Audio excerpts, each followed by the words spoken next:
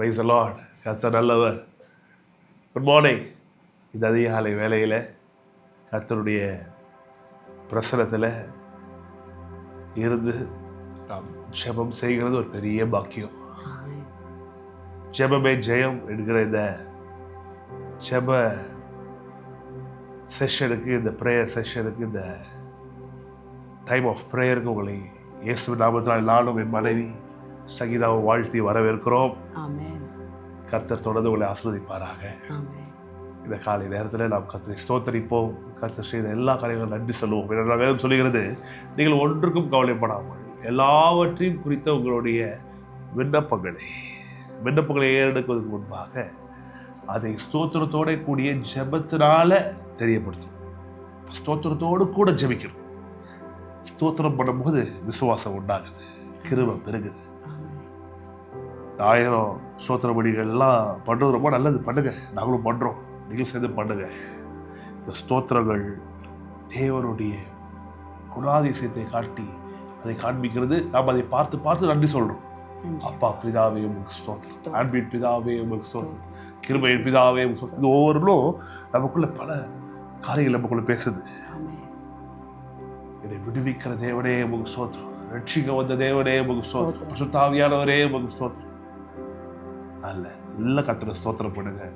பரிசுத்த ஆவியானவரை வரவேற்போம். இந்த நாளில் இந்த திங்கட்கிழமை அதிகாலை வேளையில கர்த்தருடைய ஆவியானவர் நமக்கு உதவி செய்வாராக. Welcome Holy Spirit. பரிசுத்த ஆவியானவரே இயேசுவின் நாமத்தால் ஜெபத்தை வாழ்த்தி வரவேற்கிறோம். எங்களுக்காக நீர் ஜெபிப்பீராக. வாக்கு கலகாத பெருமூச்சோடு எங்களுக்காக வேண்டுதல் செய்வீராக. பிதாவாகிய தேவனுடைய சித்தத்தை அறிந்து ஜெபம் பண்ணுவீராக. எங்கள் வாழ்க்கையை எல்லாவற்றையும் நன்மையாகி செய்து முடிப்பீராக. இயேசுவின் நாமத்தினாலே ஜெப வேளையில உம்முடைய பிரசன்னம், உம்முடைய மகிமை எங்கள் வீடுகளையும் எங்கள் வாழ்க்கையும் சூழ்ந்து கொள்ளட்டும் கர்த்தாவே. இந்த நேரங்களில் பார்த்து கொண்டிருக்கிற அன்பு நண்பர்கள், விசுவாசிகள், எங்கள் ஜனத்துடைய வீடுகளில் தேவனுடைய பிரசன்னம், தேவனுடைய அளவில்லாத பிரசன்னம் சூழ்ந்து கொள்ளட்டும். கிருபைகள் சூழ்ந்து கொள்ளட்டும். காலைதோறும் உடைய கிருபைகள் புதிதாக இருக்கிறது. காலைதோறும் உடைய கிருபைகள் புதிதாக இருக்கிறது. கிருபையினால நீர்கள் நடத்துவீராக. இயேசுவின் நல்ல நாமத்தில் பிதாவே, ஆமென், ஆமென், ஆமென். நல்லது. அப்படியே வார்த்தைகளை கொஞ்ச நேரம் உங்களுக்கு நான் சொல்லி நம்ம ஜெபம் பண்ண போகிறோம்.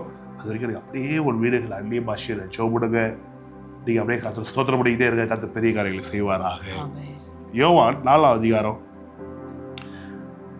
38வது வசனத்தை உங்களுக்கு படிக்கிறேன். யோவான் 4:38.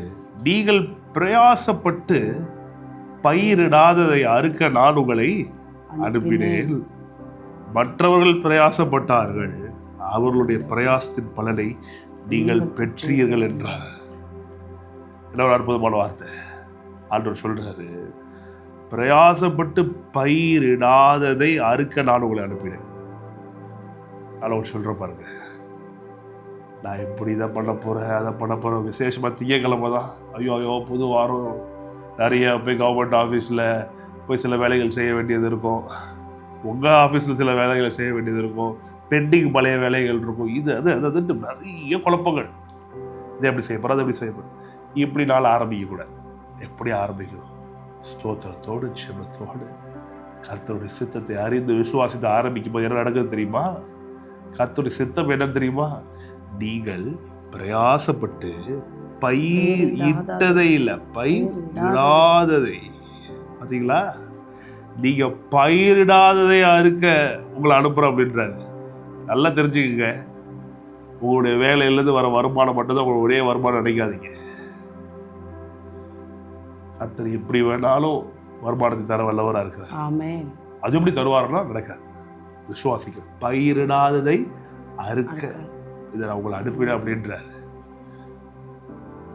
மற்றவர்கள் பிரயாசப்பட்டார்கள், அவர்களுடைய பிரயாசத்தின் பலனை நீங்கள் பெற்றீர்கள். நல்லா இருக்காது? மற்றவர்கள் பிரயாசப்பட்டார்களா? என் மனைவி முகம் அப்படியே ஜொலிக்குது.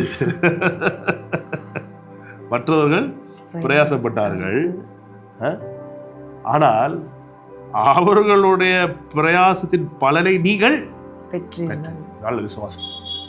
நீங்கள் நான் ஜெபம் பண்ணும்போது என்ன நடக்க போகுது? மற்றவருடைய பிரயாசத்தின் பலனை நீங்கள் பெற்றுக்கொள்வீர்கள். ஐயோ ரொம்ப பிரயாசப்பட்ட பாஸ்டர், ரொம்ப பிரயாசப்பட்டேன், அந்த காலகாலம் முடிஞ்சு போச்சு. இனியிலிருந்து மற்றவர்கள் பிரயாசப்பட்டதுடைய பலனை பெற்றுக்கொள்கிற விசுவாசத்தில் விசுவாசிக்கணும், நல்லா விசுவாசிக்கணும், தைரியமாக விசுவாசிக்கணும்.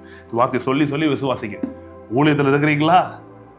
என்ன போல நீங்களும் முழு நேரம் ஊழியக்காரராக இருக்கிறீங்களா? இந்த வசனத்தை சொல்லி கிளைம் பண்ணுங்க. இயேசுவின் நாமத்தினாலே நான் இதை விசுவாசிக்கிறேன். ஆண்டவரே, இந்த பூமியில, இந்த தேசத்துல சென்ட் தாமஸ் புனித தோமையார் ஊழியம் பள்ளி இரத்த சாட்சியாய் மரித்த பூமி. கிரஹாம் ஸ்டெயின்ஸ் இரத்த சாட்சியாய் மரித்தார்கள். அவர்களெல்லாம் பிரயாசப்பட்டார்கள். கர்த்தாவே, அந்த பிரயாசத்தின் பலனை என்ன கொடுங்க, ஆத்மாக்களா கொடுங்கன்னு கேளுங்க. நாங்கள் அப்படிதான் கேட்கிறோம். ஆண்டவரே, ஆத்மாக்களா கொடுங்க, ஜெபிக்கிறோம். நீங்களும் ஜெபம் பண்ணுங்க. ஆண்டவரே, ஆத்மாக்களை கொடுங்க, சபை கட்டணம் கட்டி கொடுங்க, நிலங்களை கொடுங்க, பெரிய அளவில் கொடுங்க, ஏக்கர் கணக்கில் கொடுங்க, ஒரு தப்புமே கிடையாது. ஆண்டவர் சொல்றாரு, நீங்கள் பிரயாசப்பட்டு பயிரிடாததை அறுக்க நான் உங்களை அனுப்பினேன். மற்றவர்கள் பிரயாசப்பட்டார்கள். உலகத்தான் பிரயாசப்பட்டோம். உலகத்தான் எல்லாத்தையும் மூட்டை கட்டி வச்சிருக்கால பிரயாசப்பட்டு பிரசங்கி சொல்றான். பிரசங்கியார் புத்தகத்தில் அதெல்லாம் அவன் கட்டி வச்சிருக்கிறதுக்கு அந்த தொல்லையை கடவுள் ஒன்று கொடுத்துருக்காரா? அது எல்லாத்தையும் கத்த நீதிமானம் கொடுத்துருவாரா? விசுவாசமே உலகத்தை ஜெயிக்கிற. இதெல்லாம் நடக்குமா?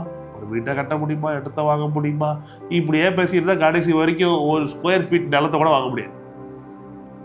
இது ரொம்ப அவசியமா? இப்போ கர்த்தர் வரார், இன்னொரு சைடில் போயிடக்கூடாது. கர்த்தர் வராருங்க, இனி கூட கர்த்தர் வருவாருங்க. கண்டிப்பாக அதுக்காக ஆயத்தமாக இருக்கணும். ஆனால் அது வரைக்கும் விசுவாசித்து ஜெபித்து வெற்றிகரமாக இருக்கிற ஆட்கள் தான் அவருக்கு பிடிக்கும். கொடுத்த தாளங்களை எல்லாம் பெருக்கி, ஆண்டவரே நீங்க இதெல்லாம் என்கிட்ட கொடுத்தீங்க, இதெல்லாம் பெருக்கி உங்ககிட்ட கொண்டு வந்து இருக்கிறேன்னு சொன்னீங்கன்னா அவர் உங்களை புகழ்வார், பல பலனை ரிவார்ட்ஸாகி தருவார். ஆனாலும் எதுவுமே செய்யாம போய் நின்றீங்கன்னு வச்சுக்கங்களேன், உங்களுக்கு நல்லா கிடைக்கும் டோஸு. அதனால தான் சொல்கிறோம், இருக்கிறத பெருக்குங்க, ஜோப் பண்ணுங்க, விசுவாசிங்க. ஆண்டவர் வரான்னு சொல்லி விட்டுறாதீங்க. வந்தாருன்னா கணக்கு கேட்பாரு, கணக்கு கொடுக்கறதுக்கு அக்கௌண்ட்ஸ்லாம் ரெடியாக இருக்கான்னு பார்த்துக்குங்க. அதனால தான் ஜெபிக்கிறது ரொம்ப முக்கியம். அதிகாலையில் எழுந்து ஜெபிக்கிறது ரொம்ப முக்கியம். இரவு ஜெபிக்கிறோம், காலையில் ஜெபிக்கிறோம், எப்போதும் ஜெபிக்கிறோம். இப்போ லைவ்ல நம்ம எல்லாம் சேர்ந்து ஜெபம் பண்ணுறோம். அதுக்கப்புறம் தனிப்பட்ட விதத்தில் பைபிளை திறந்து வச்சு படிங்க, ஜெபம் பண்ணுங்க. கணவன் மனைவியாக ஜெபம் பண்ணுங்க. குடும்ப ஜெபம் ரொம்ப முக்கியம், ஜெபம் பண்ணுங்க. சபையினராய் சேர்ந்து ஜெபம் பண்ணுங்க. இப்போ லைவ்ல நம்ம எல்லாம் சேர்ந்து ஜெபம் பண்ணுறோம், ரொம்ப நல்லது. அதே போல் தனி ஜெபம் ரொம்ப முக்கியம், குடும்ப ஜெபம் ரொம்ப முக்கியம்.